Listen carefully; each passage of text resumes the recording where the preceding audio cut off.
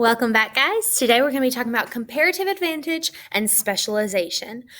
Our learning target today is I can analyze the role firms have in specializing in a specific type of production. So let's dive in. So, what is comparative advantage? Exactly what it sounds like. Comparatively, countries often have advantages in what to produce and what to consume. Okay, so let's look at the real definition. A group or country, maybe it's a business instead of a country, but a group or country can produce a good or service with a lower opportunity cost than its trading partner can. Okay, so we're looking at in Canada, they can make ice a lot better because it's cold in Canada, right? Whereas in South America, they can make coffee a lot better because it's very humid down there and coffee grows in that climate. We wouldn't want to make coffee in Canada because it's going to be extremely hard to get the right climate, the right area, the right fertilizers, and the right soil to grow coffee there. So why would we do it if it's going to take more time and resources when we could just make our ice in Canada and make our coffee in South America and then trade? Okay.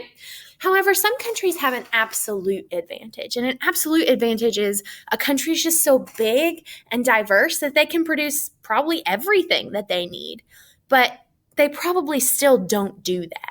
They may still trade due to another group or country having more of a comparative advantage. Like, look at the United States.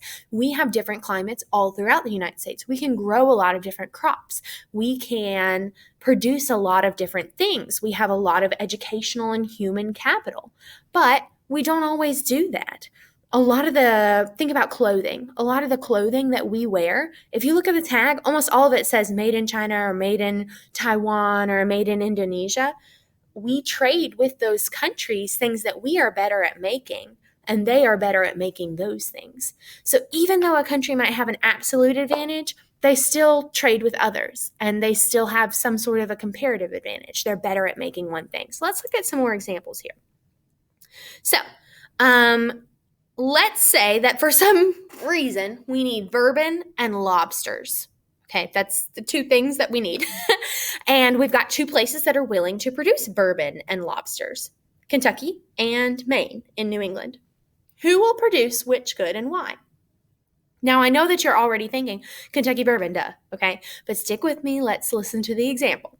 In Kentucky, to make bourbon, we produce the grains. We have a good variation in climate for the bourbon once it's been distilled to sit in the barrel, and the barrel expands and contracts. It's the perfect level of humidity in Kentucky. We get the water to make the bourbon from the Kentucky River most of the time, and it has limestone embedded underneath it, so it makes the bourbon taste bourbon-y, okay? In Maine, if they wanted to make bourbon, they don't grow a lot of grain there. They'd have to import grain from the South or the Midwest. They'd have to create a climate-controlled warehouse where the bourbon wouldn't get too cold in the winter, and in the summer, it would get a little bit hotter because it needs to expand and contract like it does in the hotter southern climate that we have. Okay, so who should make bourbon? Obviously Kentucky. They don't have to import the grain. They don't have to create a climate-controlled warehouse, okay? Let's look at lobsters.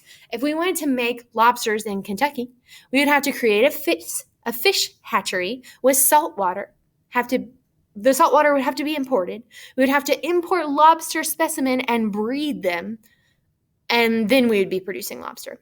Whereas in Maine, they can go out on a boat and catch wild lobster in the ocean or create a fish hatchery in the existing ocean. So who should produce lobsters? Obviously Maine, because they don't have to do all this extra stuff that Kentucky would have to do to produce lobsters. So that is comparative advantage. Kentucky has a comparative advantage in bourbon, and Maine has a comparative advantage in lobsters. So is everyone in Kentucky just going to drink bourbon and everyone in Maine just going to eat lobsters? No. That's why trade is important, okay? So let's touch on that. We call this specialization. The group that has the lower opportunity cost, they have to give up less to make that good or service. They should specialize in making that service, okay? So the actual definition is groups focus on producing a certain good because they've lowered their opportunity cost. But in order to be a specialized business, we have to trade because we need the lobsters, we need the bourbon, we need the coffee, we need the ice. We can't make it all here. So we've got to trade some of our stuff for somebody else's stuff, okay? Basically, that's it, guys. I'm going to link Mr. Sayre's extra help video for you. If you need extra help on your formative assessment, which kind of asks you like what area should specialize in what based on some characteristics, text, remind, or Google Meet me, and we'll figure that out. All right, bye.